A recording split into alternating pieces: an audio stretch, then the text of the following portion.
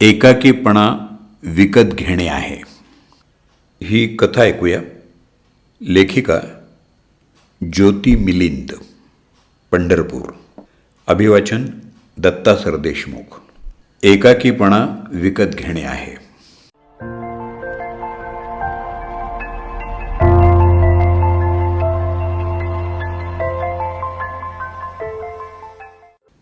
निमिषच्या फोनवर मेसेज आला, फिरायला जायचं आहे, येशील का? वेळ संध्याकाळी 5 ते 7.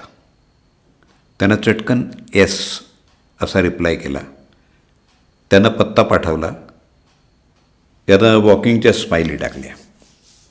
आईची चाहूल लागली की फोन बंद केला. आई बघत राहिली.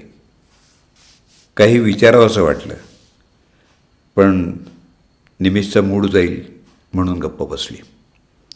चहा घेणार असं विचारलं तर मानेनंच त्यानं नकार दिला. आई निघून गेली. हल्ली सतत हेच चाललं होतं. संध्याकाळी 4 नंतर तो जायचा ते रात्री 11पर्यंत यायचाच नाही. आईला काळजी वाटायची. सरळ, साधा, हळवा, प्रेमळ असणारा निमिष. त्यानं मानसशास्त्रात पदवी घेतली होती, पण नोकरी मिळत नव्हती. कोणताही व्यवसाय करावा तर त्याला भांडवल देण्याची ऐपत नव्हती. नोकरी नाही तर छोकरी नाही, हे व्यवहारी गणित त्यांच्या बाबतीत जुळून आलेलं. निमेषचे वडील कापडाच्या दुकानात काम करत होते आणि आई डबे करत होती. त्याच्या बाहेर जाण्याचं गूढ वाढत चाललेलं होतं. आईला आता काळजी वाटू लागली की हा रोज कुठं जातो? याला काही वाईट संगत तर लागली नाही ना? आजकाल वाटेल ते ऐकायला येत होतं. अगदी मुलं पैसे मिळवण्यासाठी वाटेल ते करतात. त्या सगळ्या वाईट गोष्टी आईला वाटून गेल्या. स्मगलिंगपासून जिगेलोपर्यंत सगळ्या शंका डोकावून गेल्या. त्याचं काय चाललंय ते काही कळत नव्हतं. आजही तो बाहेर पडला की निमिषची आई सुरुधा, तिनं बाबांना म्हणजे सुमितला फोन केला. आजही निमिष न सांगता गेला. मला त्याची फारच काळजी वाटू लागली आहे. बाबा म्हणाले, तो जोपर्यंत काही सांगत नाही तोपर्यंत आपणही बोलायचं नाही. तो वाईट मार्गाला जाणार नाही याची मला खात्री आहे. तू शांत राहा, मी आल्यावर बोलूया. आणि त्याने फोन ठेवला. फोन ठेवला खरा, पण काळजी तर त्यांनाही वाटत होतीच. दुकान मालकाला सांगून आज ते लवकरच बाहेर पडले. नेहमीची बस मिळाली नाही म्हणून थोडं वाट पाहत झाडाखाली थांबले. एवढ्यात त्यांना निमिष दिसला. त्याला हाक मारावी म्हणून तोंड उघडणार एवढ्यात त्यांना त्याच्याबरोबर एक वयस्कर बाई दिसली. तिच्यासोबत हा चालला होता. ती बाई त्याच्याबरोबर बरीच ओळख असल्यासारखी बोलत होती. ते गप्प बसले. त्याचं यांच्याकडे लक्षच नव्हतं. ती दोघं निघून गेली. बाबांना काहीच कळेना, या बाई कोण? तसंच ते घरी आले. निमिष अजून घरी आलाच नव्हता. बाबा निमिषच्या आईला काहीच बोलले नाहीत. 2 दिवस गेल्यावर त्यांचा एक मित्र म्हणाला, परवा निमिषला मॉलमध्ये बघितलं एका महिलेबरोबर. तुझा विश्वास बसणार नाही म्हणून फोटो काढून आणला आहे. बघ जरा या कोण आहेत? तुमच्या बऱ्याच नातेवाईक स्त्रिया मला माहिती आहेत. या वेगळ्याच वाटल्या. त्याने फोटो पाहिला. त्या दिवशीच्या बाईपेक्षा ही वेगळीच होती. आता मात्र ते चक्रावले, पण त्याने तसं दाखवलं नाही.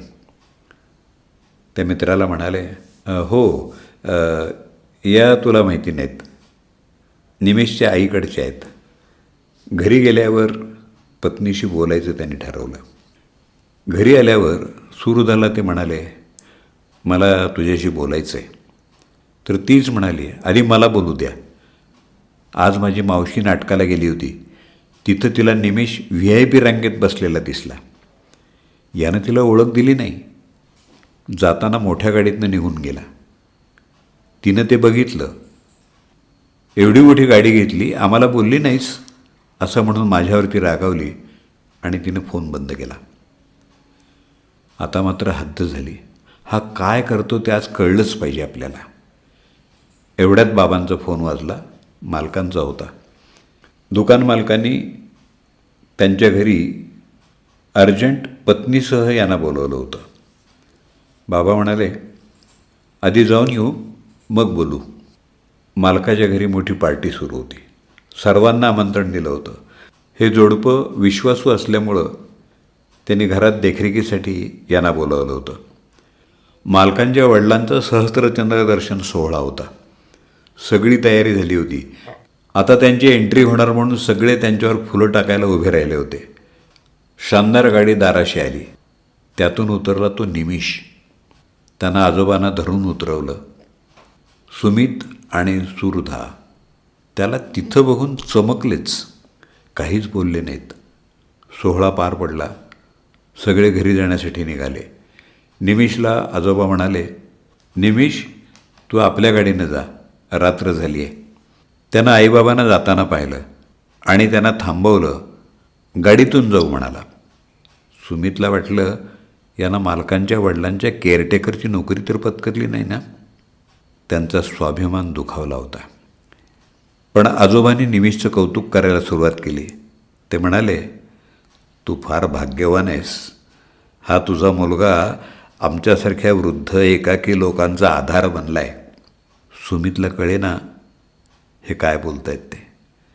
आजोबा म्हणाले, हा तुझा मुलगा जे काम करतोय त्याचं खूप मोठं पुण्य त्याला मिळणार आहे. त्यांनी विचारलं, तुम्ही याला कसं ओळखता? तुमची याची भेट कशी झाली? त्यावेळी निमिष म्हणाला, मी सांगतो बाबा, ऐका. मी कामाच्या शोधात खूप फिरत होतो. त्यावेळी मला तऱ्हेतऱ्हेच्या माणसांची गाठ पडली. मी असंच काम मिळेना म्हणून हताश होऊन बागेत बसलो होतो. तिथे एक आजी येऊन बसल्या. सुरुवातीला मला राग आला. त्यांनी माझी चौकशी केली. मी फक्त हो नाही एवढंच करत राहिलो. त्याच त्यांचं काही वेळ सांगत होत्या. बराच वेळ झाला. मग त्या म्हणाल्या, माझा नातू तुझ्या एवढाच आहे. तुला बघून तोच आठवला म्हणून बोलले एवढं. तो परदेशी असतो. माझे मिस्टर वारले आहेत. घरी मी एकटीच. दिवसभर कोणाशी बोलणार? कामाच्या बायकांव्यतिरिक्त कोणी येत नाही. बोलू कुणाशी? मग इथं बागेत येते, कुणाशी तरी बोलत राहते. ऐकून घेणार कोणीतरी भेटतं आणि बोललं की जीव हलका होतो. नाहीतर खाण्याखेरीज तोंड उघडत नाही दिवसभर. ये उद्या बोलायला असाच. त्या आजीशी मी फार बोललो नाही. त्याच खूप काही बोलल्या. त्यांना बरं वाटलं आणि इथंच मला माझं काम सापडलं. मी विचार केला, या जगात अशी एकाकी असणारी अनेक माणसं आहेत. त्यांना फक्त ऐकणारं कोणीतरी हवं आहे, साथ देणारा हवं आहे. सिनेमाला, नाटकाला, खरेदीला, फिरायला, खेळायला, बोलायला आणि त्यापेक्षाही ऐकायला माणूस हवा आहे. मोबाईल, टी व्ही या यांत्रिकी मनोरंजनाचा माणसाला कंटाळा आला आहे. घरात माणसं कमी, असलेली कामावर जाणारी, घरी आली की मोबाईलमध्ये तोंड खोपसून बसणारी. कुणाला कुणाशी बोलायला, बोलणं ऐकायला वेळ नाही. एखादी कलाकृती बघताना सोबत जर समान इंटरेस्ट असणारा असेल तर त्याचा आनंद द्विगुणित होतो. बाबा, मी मानसशास्त्राची पदवी घेतली असल्यामुळं हे काम करायचं ठरवलं. मग एक जाहिरात तयार केली. एकाकीपणा विकत घेणे आहे. तुमचं ऐकणं तुम्हाला खरेदीला, नाटकाला, सिनेमाला, बँकेत जाण्यासाठी सोबत करणारा एक साथीदार मिळेल. कोणतेही अनाहूत सल्ले न देणारा, तुम्हाला जज न करता तुम्हाला सोबत करणारा, गॉसिप न करणारा, विश्वासार्ह साथीदार मिळेल. आणि संपर्क क्रमांक दिला. बाबा, आश्चर्याची गोष्ट म्हणजे मला खूप फोन यायला लागले. यात मी स्वतःला काही बंधनं घालून घेतली. वेळ स्थळ माझ्या मर्जीनं ठरवतो. आधी त्यांचा बायोडेटा बघतो आणि मग ठरवतो. यातून अनेक चांगल्या लोकांच्या ओळखी होत गेल्या, पैसे मिळू लागले आणि त्याचाच एक भाग म्हणून या आजोबांशी ओळख झाली. म्हणून आज या कार्यक्रमाला आलो होतो. हे मला तुम्हा दोघांना सांगायचं होतं, पण तुम्हाला हे आवडणार नाही असं वाटलं. यात काही लपवण्याचा हेतू नव्हता. त्या दिवशी मावशीला मी नाटकाला दिसलो ते असंच. एका काकूंना नाटकाची खूप आवड आणि त्यांच्या मिस्टरांना अजिबात नाही, म्हणून मी त्यांना सोबत केली. बाबा, तुम्हालाही बघितलं होतं मी. त्या मावशींना रस्त्यावर खरेदी करायला आवडतं, पण घरच्यांच्या स्टेटसला शोभत नाही म्हणून करता येत नाही. मग त्यांनी मला बोलावलं. आम्ही मनसोक्त खरेदी केली. एका आजीना वाचायचा नाद आहे, त्यांना पुस्तकं वाचून दाखवतो. तर एका मावशींना खूप बोलायला आवडतं. त्यांच्या घरी दिवसभर कोणीच नसतं ऐकायला, सगळे कामाला जातात. मग मी त्यांचा श्रोता होतो. आई बाबा, मी कोणतंही वाईट काम करत नाही, उलट मदतच करतो आहे. तुमचे चांगले संस्कारच मला इथं उपयोगी पडतात. कुणाचा सुहृद, कुणाचा सखा, कुणाचा श्रोता, कुणाचा खरेदीचा पार्टनर, तर कुणाचा खाबोगिरीतला दोस्त. माझ्याच्यानं जेवढं शक्य होईल तेवढं मी करतो. याला इतका रिस्पॉन्स मिळेल असं वाटलं नव्हतं, पण माणसाच्या एकाकीपणामुळं व्यवसायाला उत्तम प्रतिसाद मिळतो आहे बाबा. आई बाबा निमिषकडं बघतच राहिले.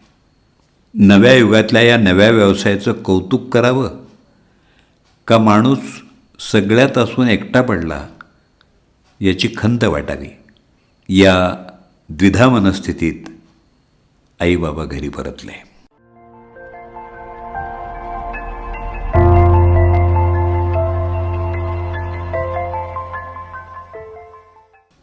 एकाकीपणा विकत घेणे आहे. ही कथा आत्ताच आपण ऐकलीत. लेखिका ज्योती मिलिंद, पंढरपूर. त्यांचा संपर्क क्रमांक उपलब्ध नाही. श्रोतेहो, ही पोस्ट प्रसाद नाडगौडा, जयसिंगपूर यांच्या सौजन्यानं प्राप्त झाली. ही कथा वैचारिक खाद्य पुरवणारी आहे. सगळ्यात महत्त्वाचं म्हणजे सामाजिक गरजा बदलत आहेत. वास्तव स्वीकारावं तर लागेलच. आपण कुठं चाललो आहे याचा विचार करायलाच हवा. असो, कल्पक मंडळी त्यातून नवे व्यवसाय शोधताना दिसत आहेत, हेही चांगलंच म्हणूया. तुम्हाला काय वाटतं? श्रोतेहो, या कथेचं अभिवाचन केलं दत्ता सरदेशमुख यांनी. Mobile number 8329730186.